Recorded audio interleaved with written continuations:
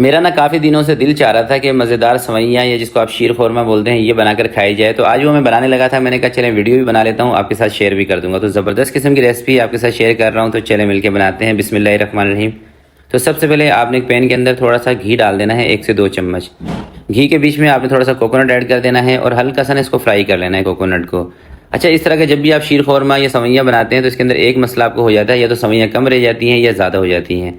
Simple सा इसका आपको हल बता रहा हूँ। अगर 1 लीटर आपके पास दूध हो ना तो 1 मुट्ठी सवैयाँ ले लें, बस इतनी काफ़ी होती है 1 लीटर दूध के अंदर। 2 लीटर दूध है तो 2 मुट्ठी ले लें और तोड़ के ना सवैयों का साइज़ थोड़ा सा छोटा कर लिया करें। अच्छा, जब आप इसको फ्राई करेंगे ना घी के अंदर तो बिल्कुल हल्की आंच पे आपने इसको करना है, क्योंकि ये चंद सेकंड के अंदर ही जल जाती हैं। अगर चूल्हा आप तेज़ रखेंगे फ्राई करेंगे तो सवैयाँ तेज़ आंच पे आपसे जल जाएंगी। इस बात का खास ख्याल रखिएगा। हल्की आंच पे 2 से 3 मिनट ज़्यादा से ज़्यादा आपको लगेंगे, मगर फ्लेम आपने कम ही रखना है, ठीक है। जब सवैयाँ थोड़ी सी फ्राई हो जाए, कलर चेंज कर जाए, तो इसको चूल्हे से नीचे उतार के आपने रख देना है। अब मैंने रख ली है एक कढ़ाई, इसके अंदर 2 लीटर में दूध ले रहा हूँ। मैं दूध ले रहा हूँ डेयरी वाला, आप डब्बे वाले दूध का भी इस्तेमाल कर सकते हैं। वैसे मेरा मानना ये है कि ये जो शीर खोरमा होता है, ये सवैयाँ इस तरह की बनती हैं, ये ज़्यादा मज़ेदार ना डेयरी वाले दूध के साथ बनती हैं, क्योंकि पाकिस्तान के अंदर जो डब्बे वाला दूध मिलता है ना उसके अंदर फ़ैट तो होता ही नहीं है भाई। नॉन फैट दूध होता है, या होता है तो बहुत कम होता है, और दूध के अंदर अगर फैट नहीं होगा तो मज़ा नहीं आएगा।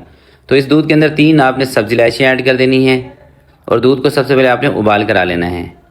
जैसे ही दूध के अंदर उबाल आएगा 3 से 4 छुहारे कटिंग कर लें बारीक बारीक, अगर आपको पसंद है। अगर पसंद नहीं है तो आप स्किप कर दें। वैसे इसके अंदर ना छुहारे भी ऐड किए जाते हैं और खजूरों का इस्तेमाल भी किया जाता है शीर खोरमे के अंदर।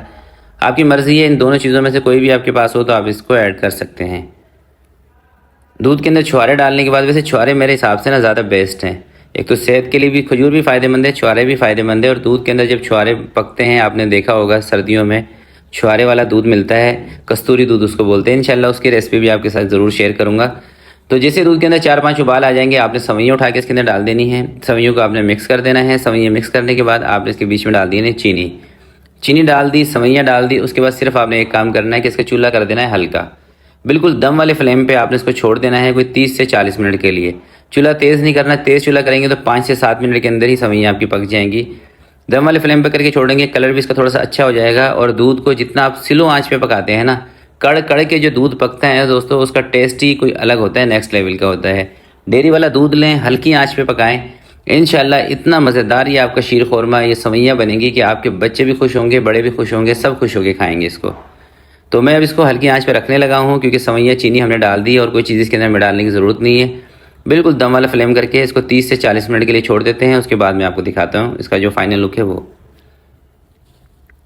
तो 30 से 40 मिनट तक इसको मैंने बिल्कुल हल्की आंच पे छोड़ दिया था, और ये देखें अभी भी ये ज़्यादा थिक नहीं हुआ है।